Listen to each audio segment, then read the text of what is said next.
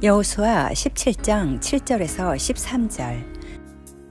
므낫세의 경계는 아셀에서부터 세게맙 믹무다까지이며 그 오른쪽으로 가서 엔다프아의 주민의 경계에 이르나니, 답바 땅은 므낫세에게 속하였으되 므낫세의 경계에 있는 답바는 에브라임 자손에게 속하였으며, 또 그 경계가 가나 시내로 내려가서 그 시내 남쪽에 이르나니, 므낫세의 성읍 중에 이 성읍들은 에브라임에게 속하였으며, 므낫세의 경계는 그 시내 북쪽이요 그 끝은 바다이며, 남쪽으로는 에브라임에 속하였고 북쪽으로는 므낫세에 속하였고, 바다가 그 경계에 되었으며, 그들의 땅의 북쪽은 아셀에 이르고 동쪽은 이사갈에 이르렀으며, 이사갈과 아셀에도 므낫세의 소유가 있으니 곧 베스안과 그 마을들과 이블루함과 그 마을들과 도르이 주민과 그 마을들이요, 또 엔돌 주민과 그 마을들과 다낙 주민과 그 마을들과 무기또 주민과 그 마을들 새 언덕 지역이라. 그러나 므낫세 자손이 그 성읍들의 주민을 쫓아내지 못하매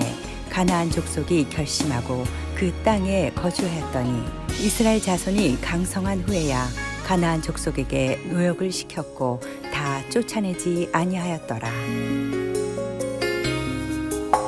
오늘 설교 제목은요, 말처럼 쉽지 않은 자기 성찰이다, 이런 제목인데요.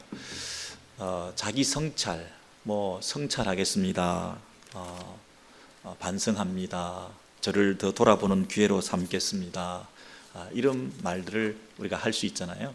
최근에 제가 한국의 뉴스를 가끔 이렇게 보니까 여야 정치인을 막론하고 조금 코너에 몰린 사람들이 항상 하는 말이 뭐냐면, 성찰하겠습니다, 자기를 성찰하겠습니다 이러면서, 그게 진짜 성찰을 하겠다는 건지 아니면 위기를 모면하기 위해서 그냥 그런 말을 그냥 쉽게 한다는 건지 모르겠어요.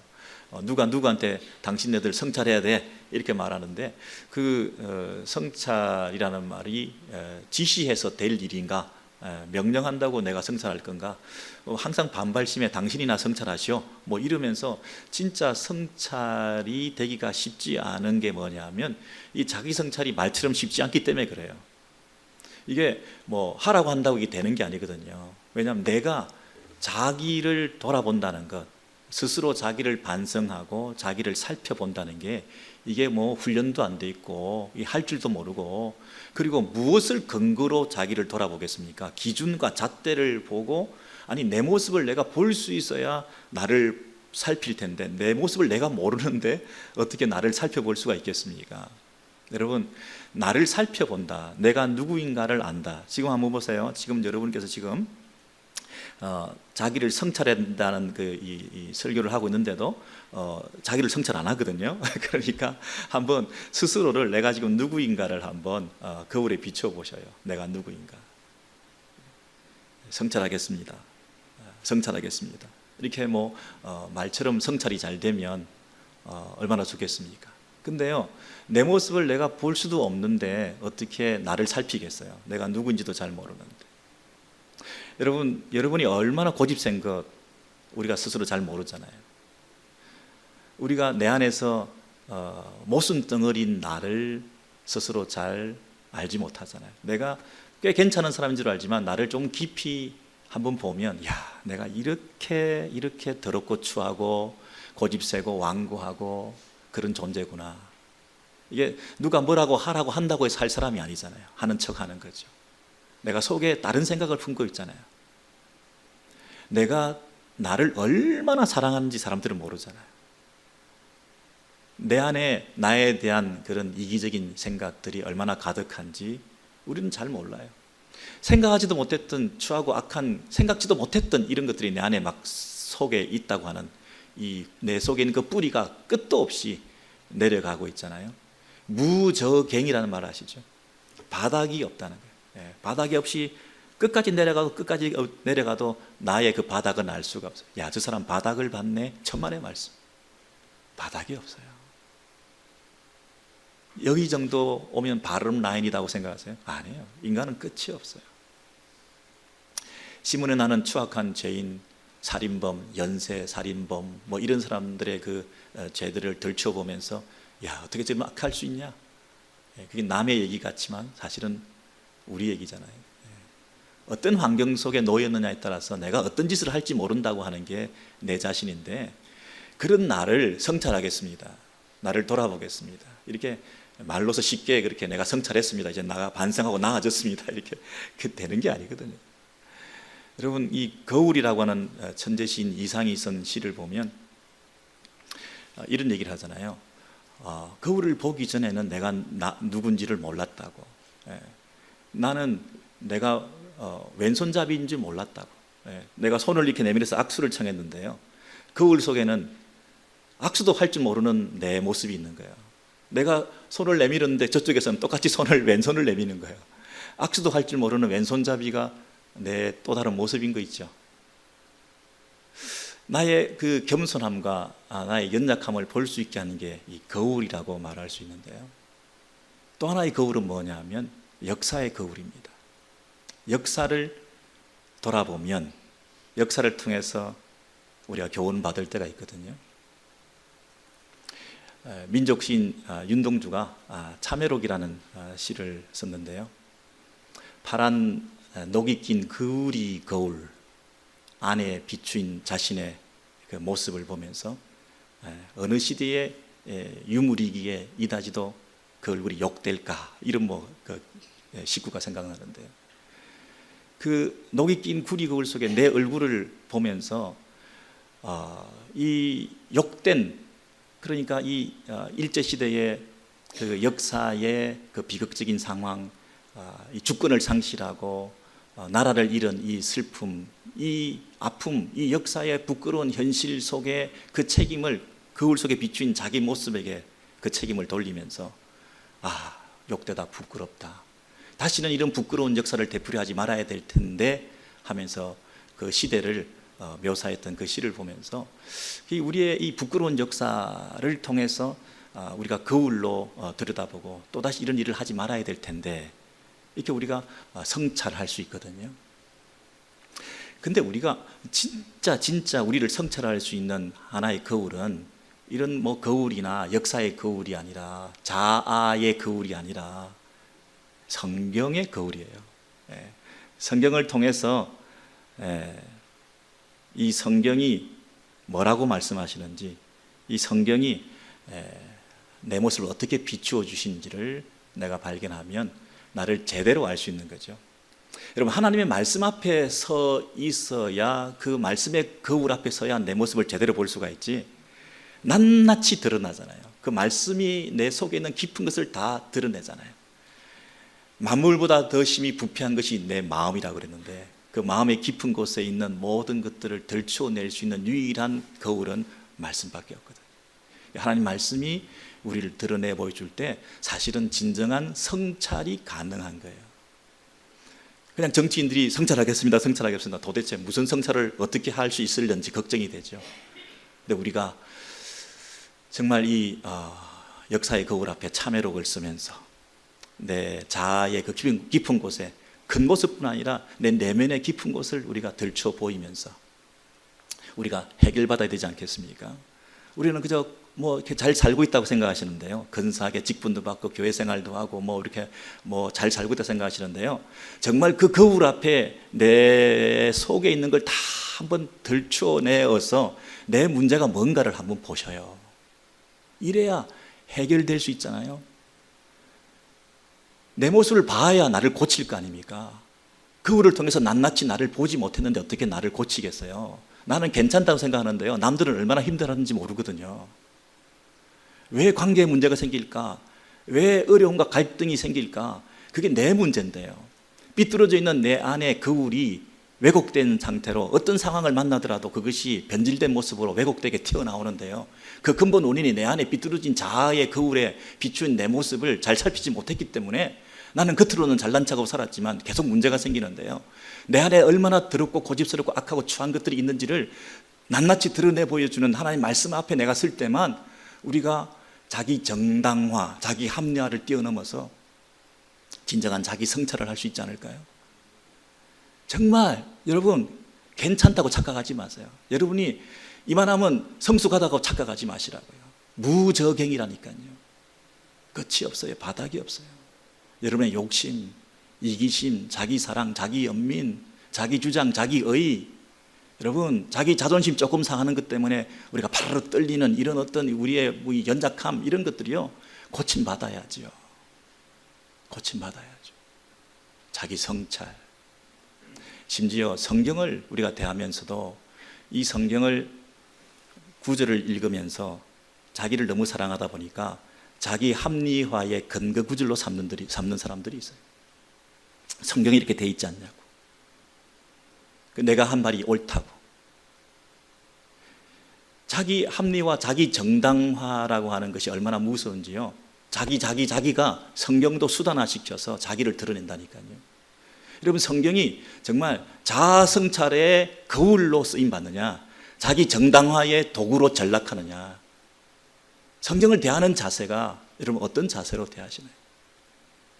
우리는 항상 이 상황이 닥치면 이 두 가지를 놓고 자기 쪽에 끌고 들어와 가지고 이걸 합리화시켜요. 이게 서로 A라는 것과 B라는 것이 서로 부조화를 할 때 이게 일치가 안 되고 하나가 되지 않고 내 은행이 틀려졌고 내 겉과 속이 달라졌고 내 속마음 깊은 것과 나의 명분이 다르고 이런 게 있을 때 우리는 어느 쪽으로 가나요? 자기 합리화 쪽으로 가거든요.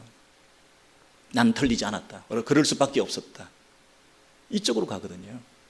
내가 누군가를 정치적인 입장에서 반대한다. 그런데요, 시시각각 반대하는 세력이 힘이 커져가지고 선거에서 이기고 투표해서 그쪽이 당선될 가능성이 많으면 나는 어떻게 되죠? 나는 속에서 내 양심으로 반대하는 사람이었는데 환경적으로 상황적으로는 내가 실리적으로 볼 때는 반대했다가는 내가 당할 것 같으니까 나는 뭘 해야 되죠? 비판적 지지라도 해야 되는 거예요. 그래야 내가 살아남지. 그게 자기 정당하고 합리화죠. 그래서 나는 비판했다라는 명분을 얻으려고 하는 거죠. 그러나 나는 실리로 지지했기 때문에 그거는 내가 얻겠다는 거잖아요. 우리는 상황에 따라 이 부조화 가운데서 항상 자기 정당화의 수단을 성경 구절까지도 가지고 오면서 쓸 수 있는 자기 사랑의 아주 화신들이라니까요. 얼마나 명분은 잘 만드는지, 얼마나 논리는 뚜렷한지. 우리는 이런 상황에서 정말 자기를 성찰한다. 하나님 말씀 앞에 자기를 성찰한다. 그리고 정말 내 속에 있는 깊은 것을 드러낸다. 그건 목회자도 할 수가 없고요. 자기만 할 수 있는 거예요. 말씀의 거울 앞에 날마다 자기가 서서 자기 성찰의 기회를 갖지 않으면 평생 신앙생활에도 성장도 없고 변화도 없고 자아만 견고해지는, 자기 의만 쌓이는 그런 괴물로 전락하고 마는 거거든요. 성찰하겠습니다. 성찰하겠습니다. 여러분, 오늘도 정말 성찰하는 기회가 되기를 바랍니다. 말씀 앞에 한번 서보시길 바랍니다. 우리 여호수아 18장에 있는 말씀 가운데 우리가 섰으면 좋겠어요. 이 말씀 앞에 우리가 서니까 내 모습을 우리가 거울로 볼 수가 있잖아요. 18장 2절 3절입니다. 이스라엘 자손 중에 기업의 분배를 받지 못한 자가 아직도 7지파라. 여호수아가 이르되 너희가 너희 조상의 하나님 여호와께서 너희에게 주신 땅을 점령하러 가기를 어느 때까지 지체하겠느냐 그랬어요. 지금 이스라엘의 문제는 뭐죠? 지체하고 있고 연기시킨 것이에요. 뭐를요? 땅을 점령하는 거. 근데 너희 조상에게 약속하신 그 땅을, 그러니까 이것은 이미 조상들에게 약속하신 땅, 그리고 그 약속을 이루기 위해서 하나님께서 가나안을 정복해서 여호수아를 통해서 땅에 들어와서 정복 전쟁에서 승리까지 했는데 그 전쟁에서 승리한 그 땅을 이제 차지하기 위해서 들어가고 진입하고 그 촌락과 동네까지 들어가서 진멸시키면 되는 일인데 그걸 안 하려고 하고 있다는 거예요. 누가? 7지파가 그랬다는 것입니다. 여러분, 이스라엘은 모두 몇 지파인가요? 12지파죠. 근데 이미 5지파는 땅을 다 차지했는데 7지파는 차지 안 하고 있다는 거예요.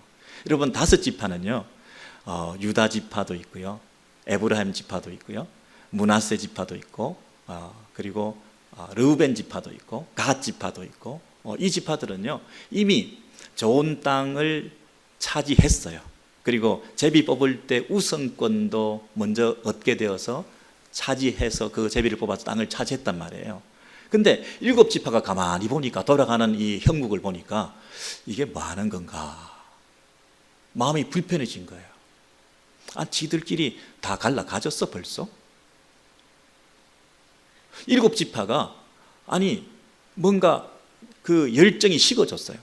정복전쟁을 하고 막 들어와서 이제 막 환호성을 지르고 승리하고 이제 그 땅을 차지하려고 그러는데, 이미 이 5지파가 다 좋은 땅 차지하고 땅을 나눠 가지면서 우리는 뭔가 이등시민의 느낌을 가지면서 열등한 느낌을 가지면서 이제는 좀 후진 땅을 받게 되나? 우리는 왜 먼저 제비를 뽑지 못했나? 하면서 그 마음에 불편함이 생기기 시작한 거예요. 여러분, 우리가 하나님 일을 하면서도 누군가가 먼저 일을 하고 칭찬을 받고 박수를 받고 그러고 있으면 니들끼리 해봐라, 나는 그냥 열중 쉬어, 이럴 때가 있잖아요. 나는 안 해, 그냥 니들끼리 해. 여러분, 하나님이 12지파에게 조상들에게 주신 그 약속대로 정복전쟁을 승리하고 그 땅을 차지하는 그 하나님의 구속 역사의 절정이 뭐예요? 땅을 차지하는 거잖아요. 거기가 하나님께서 일하시는 그 구속 역사의 클라이맥스잖아요.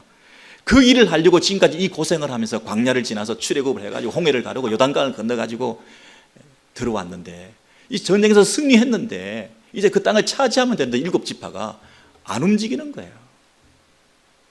무슨 일을 하려면 움직여야 되는데 미동도 끄떡 안 하는 거예요. 여러분, 이랬을 때 여호수아가 어느 때까지 지체하겠느냐? 기다리고 기다리다가 너무 안타까워서 이미 다 차려놓은 밥상을 차려 먹기만 하는데 왜 그걸 안 먹냐? 그렇게 안타까워하신 거예요. 우리 그 자매님들 좀 이해되시죠? 이 부분이 조금. 밥상 다 차려놨는데 와서 먹기만 하는데도 해라는데도 안 먹는 자녀들이나 이 남편들을 생각할 때 좀 부화가 나잖아요. 뭐 출장 가시기 전에, 아니 뭐 출타하시기 전에 냉장고에 뭐 다 그냥 밥 준비해놨는데 그 꺼내서 차려 데펴서 먹기만 해도 되는데 그거 안 먹는 사람들 있잖아요. 언제까지 내가 다 차려줘야 될 거냐 이거. 언제까지 내가 이거 다 뒤치다거리를 다 해야 되냐 이 자녀들을.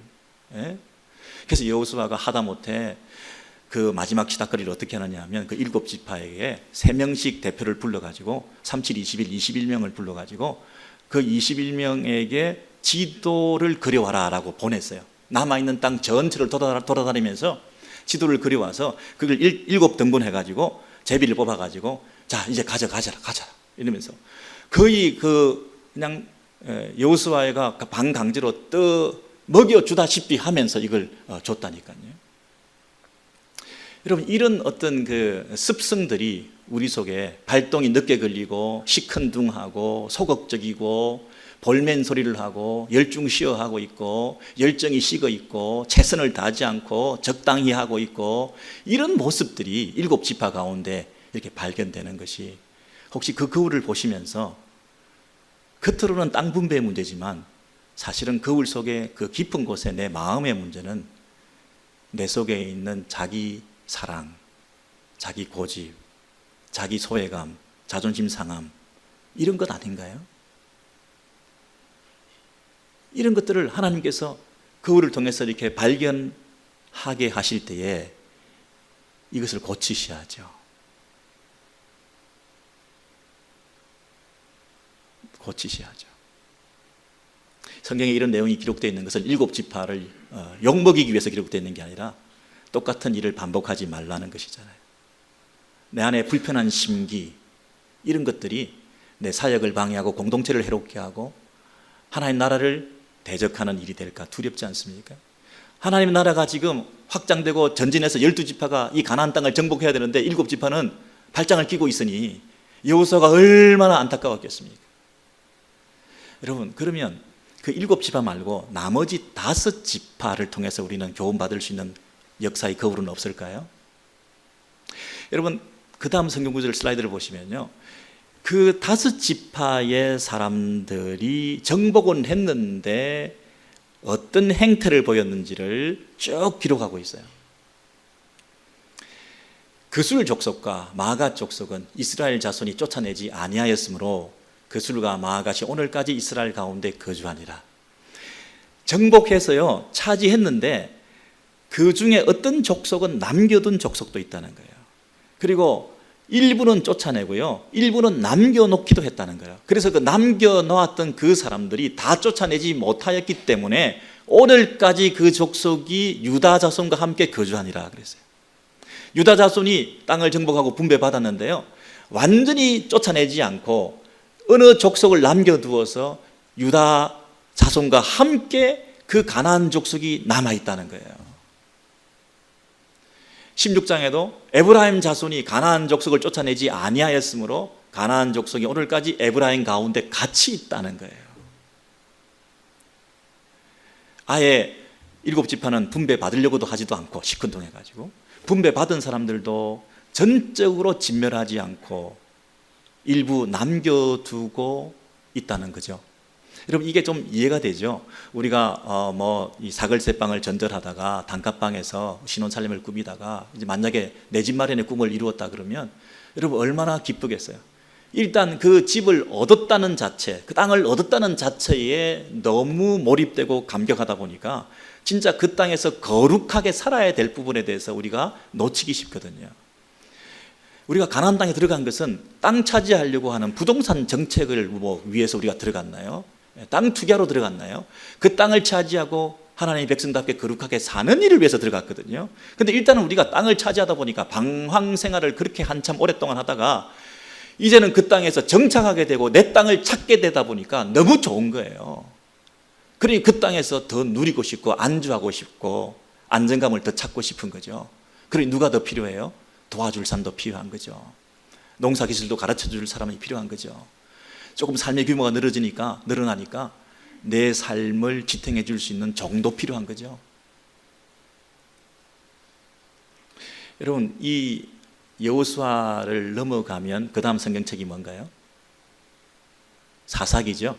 사사기 1장을 보시면요, 이 여호수아에 있었던 내용들을 그대로 기록하는데요, 1장의 처음에 사사기의 서론에 똑같은 단어가 몇 번이나 반복하느냐 하면 쫓아내지 못하였으며, 쫓아내지 못하였으며, 쫓아내지 못하였으며. 몇 번이에요? 여러 번이죠. 여러 번 반복하는 거예요. 왜 그래요? 여호수아서에서 우리는 혹시 이 쫓아내지 못하였으가 무슨 화근이 되어서 앞으로 이것이 문제가 되지 않을까 두려워하면서 읽었는데, 아니나 다를까 사사기 기자는 뭐라고 기록하느냐 하면 앞으로 전개될 이스라엘 역사가 비극적으로 아주 혼란스럽게 이 이스라엘 역사가 아주 힘들어지게 되는 그 원인이 뭐냐면 잠깐 남겨두었던, 완전히 쫓아내지 못했던 족속들마다 지파들마다 이 여지를 두고 온전히 진멸하지 못했던 이 문제가 결국 큰 화근이 되어서 이스라엘 전체 역사를 뒤집고 그 당대에 조금 잘못한 것 때문에 그 후손들까지 고생하게 되는 그 근거가 된다고 말씀하시는 거거든요. 쫓아내지 못하였으므로. 여러분, 우리가 여기서 또 굉장히 휴머니스트들이 뭐라고 얘기를 하냐면, 뭘 그렇게 같이 살지 다 쫓아내냐, 하나님 너무 매정하시다, 그렇게 하나님께서 그렇게 잔인하신 분이냐, 좀 함께 살 수도 있는 건데, 이런 생각이 드시는 분도 있겠죠. 왜 이렇게 말씀하셨을까요? 신명기 7장에 보시면 하나님께서 이스라엘 백성들에게 가나안 땅에 들어가기 전부터 앞에 한번 보시죠. 시작. 그때에 너는 그들을 진멸할 것이라. 어떤 언약도 하지 말고 불쌍히 여기지도 말고 혼인도 말지니 내 아들을 유혹하여 여호와를 떠나고 다른 신을 섬기게 함으로 내 눈이 긍휼히 여기지 말라. 내게 올무가 되리라. 혹시 심중에 이들이 나보다 많으니 어찌 쫓아낼 수 있으리요마는 그들을 두려워하지 말라. 크고 두려운 하나님 앞에서 하나님이 너희 중에 계심이니라. 하나님께서 이 민족들을 내 앞에서 조금씩 쫓아내시리니 너는 그들을 급히 멸하지 말라. 들짐승이 번성하여 너를 해할까 하노라. 여러분, 이 본문이요, 가나안 땅에 들어가기 전에 이스라엘 백성들이 앞으로 가나안 땅에 들어가게 되면 절대로 하지 말아야 될 게 뭐냐면 그들을 불쌍히 여기지 말라. 그들과 언약을 맺지 말라. 그들과 혼인하지 말라. 왜요? 그들이 섬기는 신이, 만약에 그 아들이 혼인하면 그 아들이 그쪽 신을 섬기게 돼가지고 그것이 너를 찌르는 올무가 되고 눈의 가시가 돼가지고 너를 망하게 할 수 있기 때문에 절대로 그들과 함께 하지 마라. 이렇게 얘기를 했거든요. 그랬더니 아이고 불쌍한데요, 참 안 됐는데요. 그렇게 얘기를 하는 사람들에게 뭐라고 얘기하죠? 네가 나보다 더 사랑이 많냐? 하나님께서 마치 우리가 하나님보다 더 사랑이 많은 것처럼 그들이 불쌍한데요. 그들을 용납하지요. 함께 살죠. 네가 언제 반전주의자가 됐냐? 네가 언제 평화주의자가 됐냐? 이렇게 말씀하시는 거잖아요. 나 이제 전쟁 안 하고 더 이상 쫓아내지 않고 그들과 함께 평화롭게 살겠습니다. 아이고 정말 노벨 평화상 받을 만큼 눈물겹게 평화를 사랑을 좋아하는 그런 사람들이네요. 근데 사실은 여러분 이 본문의 말씀의 거울에 비춰보면 여러분의 모습은 어떠한가요? 평화주의자, 반전주의자, 휴머니즘 이런 것들을 내세우면서 사람을 사랑한다고 얘기하는 그 명분은 그럴싸하지만 사실은 실리적으로 볼 때 어떤가요? 실리적으로 볼 때 그들을 데리고 있는 것이 더 편하죠. 이익이죠. 써먹을 때가 있잖아요. 그리고 심리적으로 어때요? 이제는 쉬고 싶다. 안주하고 싶다. 더 이상 전쟁은 그만. 여기까지 오는 것도 고생했는데 땅 차지했으니 좀 안정감을 찾자. 여러분 심리적으로 안정감 찾죠. 명분적으로 평화주의자 되죠. 실리적으로 굉장히 그 종들이 나한테 도움 되겠죠. 이 정도 세 가지 조건만 맞으면 여러분들이 자기 합리화의 함정에 빠지죠. 자기 정당화에 충분한 근거가 되는 거죠. 나도 심리적으로 좀 쉬고 싶어. 이제는 좀 쉬고 싶어. 나 이제 그만하고 싶어. 나 그동안 수고했잖아. 난 나를 위로해야 돼. 난 나를 칭찬하는 거야. 그동안 내가 얼마나 수고했어. 고생했지. 하나님도 아실 거야. 심리적으로 위로받고 싶죠. 명분적으로 내세울 수 있어요. 나는 평화주의자야. 난 전쟁 싫어해. 더 이상 싸움 안 할래. 멋있어 보이죠. 사실은 실리적으로 종들을 부리면서 그들을 남겨둠으로써 내가 편하게 살 수 있어. 내 삶의 규모가 늘어났거든요. 막 뛰어다닐 때 하고 안정감을 찾다 보니까 일할 게 너무 많아. 그리고 모임도 너무 많아. 가야 될 때도 너무 많아. 내 얼굴 내밀고 내 이름 내야 될 때도 너무 많아. 종들을 시켜야죠. 집안일 시켜야 되죠. 나도 좀 편하게 살아야지. 여러분 이런 명분과 실리와 심정적인 이런 일들 때문에 우리가 하나님 앞에서 자기를 한번 비춰보시죠. 얼마나 근사하게 명분으로 포장하신지 몰라요, 여러분들. 그럴싸하게 괜찮은 크리스찬인 것처럼 그렇게 내색하실 때가 많지 않습니까? 근데요, 하나님께서는 그런 자기 정당화의 수단으로 이 말씀을 대하지 말고 자기 성찰의 거울로 여러분을 들여다보라는 거예요. 여러분 이 말씀을 여러분이 비춰보고 자기를 성찰하면 내 안에 뭐가 있나요? 뭐가 있나요? 내 욕심, 내 사랑, 자기에 대한 끝없는 애착. 하나님께 순종하는 것만이 하나님께서 살 길을 열어주시는데 나는 하나님 신뢰하지 않고 내 살 길을 스스로 찾겠다는 자구책이잖아요. 자력 구원이잖아요. 타력 구원이 아니잖아요. 하나님 제일 싫어하는 게 뭐죠? 내가 스스로 내 인생을 책임지겠다는 자립하겠다는 거잖아요. 하나님으로부터 독립하겠다는 거잖아요. 독립 만세를 부르면서 하나님으로부터 떨어져 나가면서 내 스스로 하나님처럼 되어서 살려고 하는 그걸 제일 싫어하잖아요. 하나님께서는 철저히 의타적으로 하나님께 의지하면서 어린아이 같은 심정으로 주님을 바라보는 그 눈망울을 좋아하시잖아요. 그리고 하나님께서 원하시는 그 뜻대로 순종하기를 원하시잖아요. 못해. 숫자가 너무 많아. 철병거가 있단 말이야. 상대방이 너무 많아. 하나님께서 뭐라고 얘기하시나요?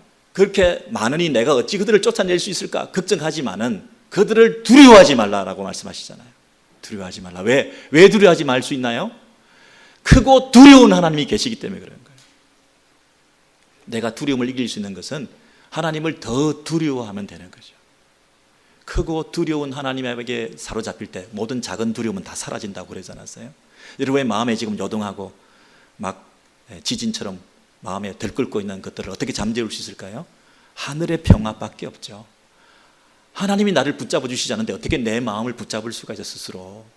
누가 뭐라고 얘기를 한들, 누가 뭐라고 위로한들, 무슨 전화통을 붙잡고 한참 한 시간을 얘기한들 그게 위로가 되겠어요? 하나님 앞에 한 1분이라도 엎드리는 게 낫죠. 하나님 그렇습니다. 수많은 병사들이 우리를 공격한다 할지라도 한 분 하나님이 내 안에 계십니다. 하나님이 너희 중에 계심이니라. 하나님 나와 함께 하십니다. 이것으로 자족하고 만족하실 수 있는 능력을 가지시는 저와 여러분 되시기를 바랍니다. 여러분, 하나님께서요, 우리 안에 이 자아의 이 성찰을 통해서 내가 두려움이 노출되었을 때에 동공지진이 일어나고 마음에 아픔이 생기고 어떻게 해야 될지 모르는 이런 안타까움 속에 막 마음이 막 떨리고 있을 때 하나님 한 분이 책임지신다고 얘기하시거든요. 여러분, 이것을 한번 선포하셔야 됩니다. 하나님 내 안에 계십니다. 하나님 살아계십니다. 하나님 내 마음을 주장하십니다. 하나님으로 충분합니다. 이렇게 선포하시면 실제로 그 하나님께서 여러분을 붙잡으시고 사로잡으셔서 여러분 인생을 새로운 길로 끌고 나가시는 줄로 분명히 확신하시기 바랍니다. 하나님께서요, 왜냐하면 우리 인생길을 너무나 잘 아시기 때문에 우리 인생길을 가장 적재적소에 right time에 right place에 right person을 보내셔가지고 가장 우리를 선한 길을 인도하시는 분이시기 때문에 그래요. 고민해 보실래요? 하나님께서는 이 민족들을 네 앞에서 조금씩 쫓아내시리니 그랬어요. 여러분, 가나안 족속들을 하나님께서 1년 안에 다 쫓아내시지 않으시고요, 7년, 10년 오랜 동안 걸쳐가지고요 천천히 쫓아내신다 그랬어요. 왜요? 한꺼번에 다 쫓아내버리면 그 땅이 갑자기 황량한 들판이 돼가지고 뭐가 들끓어요? 들짐승이 들끓는다는 거예요. 우리는 가지고 싶은 거 금방 가지면 금방 복이 될 줄 알지만, 내가 원하는 건 금방 소원이 이루어지면 그게 내가 복이라고 생각하지만, 내가 기도하는 대로 병이 금방 나으면 이게 내가 복이라고 생각하지만, 내 마음의 이 문제들을 금방 없애주시면 그게 내게 복이라고 생각하지만, 하나님께서요, 그러면 제3의 문제들이 또 생긴다는 거예요. 들짐승이 들끓게 된다는 거예요. 그 땅에 정복하러 들어갔는데 그 주민들을 바로 없애버리면 땅이 황량해 돼가지고 들짐승이 우리를 또 공격할지 모르기 때문에 하나님께서 우리를 가장 잘 아시고 우리의 연약함을 아시기 때문에 우리가 가장 선한 길로 인도하신다는 거예요. 가장 선한 때가 있다는 거예요. In His time, 그분의 때에 그분께서 우리에게 가장 귀하게 역사하신다는 거예요. 그래서 금방 쫓아내지 않고 서서히 쫓아내신다. 완급 조절은 내가 할 테니 너는 순종만 하라는 거예요. 네가 언제 어떻게 이것까지 생각하지 말라는 거예요. 수가 많다 적다 이거 생각하지 말라는 거예요. 그냥 너는 순종하고 진멸하라는 말씀대로 한 발 한 발 순종해 나가면 그 결과와 열매와 그 과정과 모든 순서와 그 때는 하나님께서 하신다는 것입니다. 여러분, 그 믿음으로 정말 믿음의 행보를 한 걸음, 영적 거보를 여러분 내디드시기 바랍니다. 이거 못해, 이거 안 돼, 이거 너무 많아, 난 능력 밖이야, 사실은 내 속에 내 욕심이 따로 있어, 내가 원하는 건 있는데 나 그거 해야 되는데. 여러분, 겉으로 명분으로는 굉장히 그리스도인다운 삶을 산다고 하지만 속으로는 내 속셈을 내려놓지 않고 내 욕심을 채우기 위한 그런 신앙생활도 할 수 있거든요. 하나님께서 그거 다 아신다는 거예요. 내 목표, 나는 언제까지 이거 해내야 돼, 나는 언제까지 성공해야 돼, 언제까지 사업이 자리 잡아야 돼, 내가 이러고 있을 사람이 아니야, 내가 이때까지 하지 않으면 나는 죽을 거야, 이때까지 이루지 못하면 나는 스스로 너무 이 초라한 인생이 되는 거야, 남들이 다 보고 있는데 내가 다시 일어나야 돼, 이런 마음으로 초조해 하시지 말고 하나님 앞에 한 걸음 한 걸음 순종하면 하나님이 가장 좋은 때에 들짐승도 피하게 하시고 가나안 원주민도 다 쫓아내시고 그 땅에서 진정한 샬롬을 누리게 하신다는 거죠. 하나님께서요,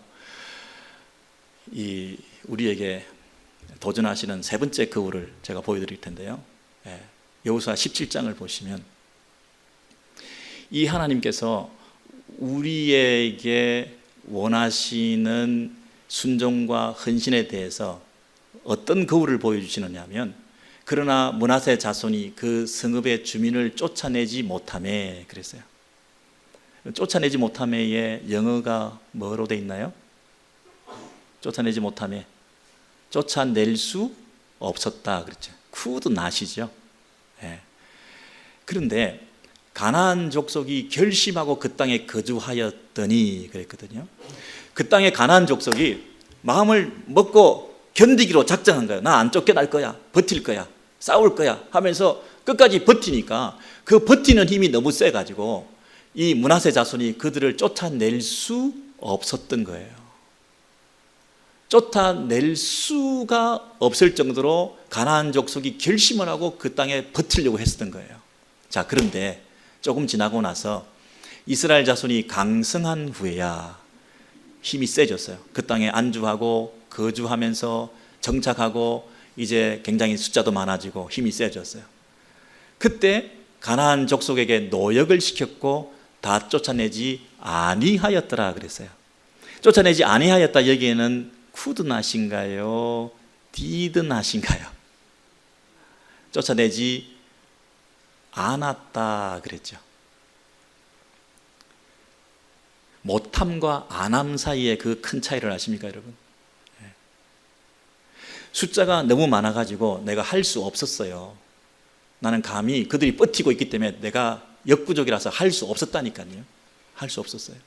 근데 이제 힘이 세져가지고 할 수 있는 능력을 가졌어요. 근데 그때는 뭐 하죠? 안 하는 거예요. 못 하는 게 아니라 안 하는 거라니까요. 왜 안 하죠? 왜 안 하죠? 그들을 쫓아내지 않고 데리고 있으면서 내가 종으로 부리기가 좋으니까, 그들이 필요하니까, 내가 안주하는 내 삶의 규모가 늘어났기 때문에 그들이 필요하니까 하나님께 순종하지 않고 그들을 쫓아내지 않는 거예요. 할 수 없을 때도 있었지만 하지 않기로 한 때도 있는 것이 우리의 속마음이에요. 그러면서 뭐라고 얘기를 하죠? 나는 그 사람들을 사랑해. 그들에게 일거리를 줬어. 그들도 살게 해줘야 될 거 아니야?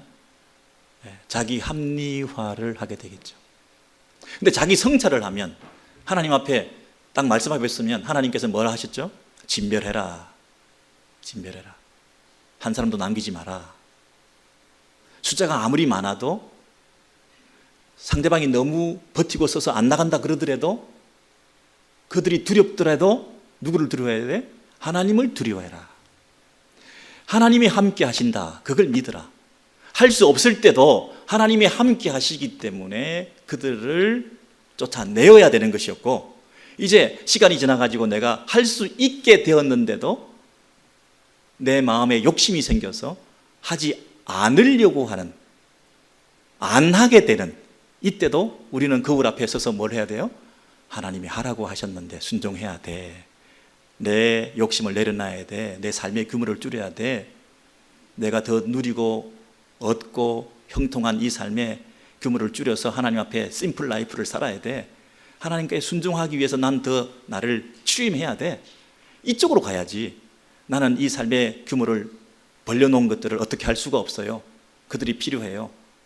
하라고 한 것을 안 하는 사람도 있고 할 수 없어서 못하는 사람도 있는데 둘 다 똑같은 불신앙이라는 거죠. 나는 할 수 없습니다, 여러분. 나는 능력이 안 됩니다. 건강이 안 따라줍니다. 돈이 없습니다. 시간이 없습니다. 하나님 앞에 헌신도 못합니다. 나는 여건이 안 됩니다. 난 너무 바쁩니다. 할 수 없습니다.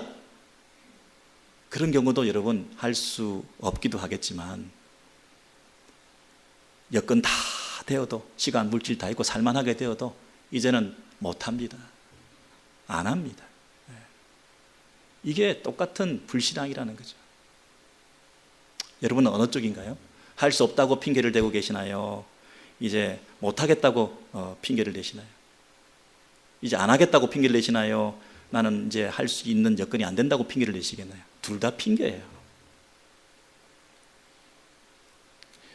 단지 겉으로 근사한 명분을 내세우고 있을 뿐이고, 자기 합리화로 스스로 자위하고 스스로 괜찮은 것으로 스스로 생각하고 있죠. 하나님 앞에서 괜찮은 게 아니죠. 여러분, 이러한 구약의 이 말씀을 가지고 신약의 마지막 우리 마태복음 28장 말씀을 가지고 우리의 거울을 한 번 더 보시겠습니다. 예수께서 이르시되 하늘과 땅의 모든 권세를 내게 주셨으니 너희는 가서 모든 민족을 제자로 삼아 그랬어요. 어떤 민족이요? 모든 민족을 제자로 삼아. 모든 민족. 열방의 모든 민족. 여러분, 우리가 지상 명령을 받았는데요, 우리가 가지고 있는 이 거룩한 부담은 누구에 대한 부담입니까? 모든 민족입니다. 성경을 가지고 있는 민족도 있고, 성경을 가지지 못한, 번역되지 못한, 성경이 없는 그런 족속들도 있을 것이고 무교회 지역도 있을 것이고 미전도 종족이 사는 지역도 있을 것이고 아직도 복음을 들어보지 못한 지역도 있을 것이고 파푸아 뉴기니아에 있는 원주민들과 같이 원시림에 살고 있는 가운데에서 문화적 혜택을 누리지 못하고 복음도 제대로 들어보지 못한 무슬림들도 있을 것이고 모든 민족들에게 제자를 삼아. 여러분, 우리가 이 지상명령을 받았는데 여러분 철저히 순종하고 계십니까? 못하고 계십니까? 안 하고 계십니까? 난 못해, 난 안 해, 할 수 없어, 뭐 그 일은 내가 어떻게 해. 여러분, 성령 이름으로 세례를 베풀고 내가 너희에게 분부한 모든 것을 가르쳐 지키게 하라. 모든 것을 예수께서 가르쳐 주신 배운 받은 그 명령, 지켜야 될, 순종해야 될 그 모든 덕목들을, 모든 것을 내가 지키고 순종하고 있습니까? 철저히 진멸하고 있습니까? 내 마음에 있는 내면의 전쟁에서 여러분 승리하고 계십니까? 적당히 명분만, 무늬만 그리스도인으로서 우리가 살고 있습니까? 정말 진멸 전쟁을 벌이고 계십니까? 모든 것을 순종하고 계십니까? 성령의 소욕대로 육체의 소욕을 이기고 계십니까? 내 안에 있는 그 디자이어가 어느 쪽에 이기고 있습니까? 세상이 기뻐하는 대로, 내가 기뻐하는 대로 살고 계십니까? 성령께서 기뻐하시는 대로 내가 철저히 그 악한 생각들을 진멸시키면서 승리하고 계십니까? 모든 것을 지키고 순종하고 계십니까? 안 하고 계십니까? 못 하고 계십니까? 하나님께서 오늘 거울들을 주시면서 그 거울에 비친 우리 모습을 솔직하고 정직하게 비춰보게 하셔서 진정한 자아 성찰의 기회로 삼아 주셨는데, 여러분 또 한 번 자기 정당화의 수단으로 말씀이 오용되지 말고 자아 성찰의 거울로 이 말씀이 온전히 드러나서 여러분 그 깊은 곳에 있는, 마음속 깊은 곳에 있는 여러분의 그 깨어지지 못한 부분들, 잘라지지 못한 부분들, 처리되지 못한 부분들, 아직도 여러분께서 성숙하지 못하고 있는 그 자아의 견고한 높은 성들을 무너뜨리시고 주님 앞에 한 걸음 순종의 걸음을 내디디셨을 때에 여러분을 통해서 지상명령이 이루어지고 예수 닮은 인격으로 바뀌어지고 이 땅에서 칭찬받는 교회의 모습과 성도의 모습으로 변화되는데 우리 교회가 여러분들이 쓰임받게 될 줄로 믿습니다.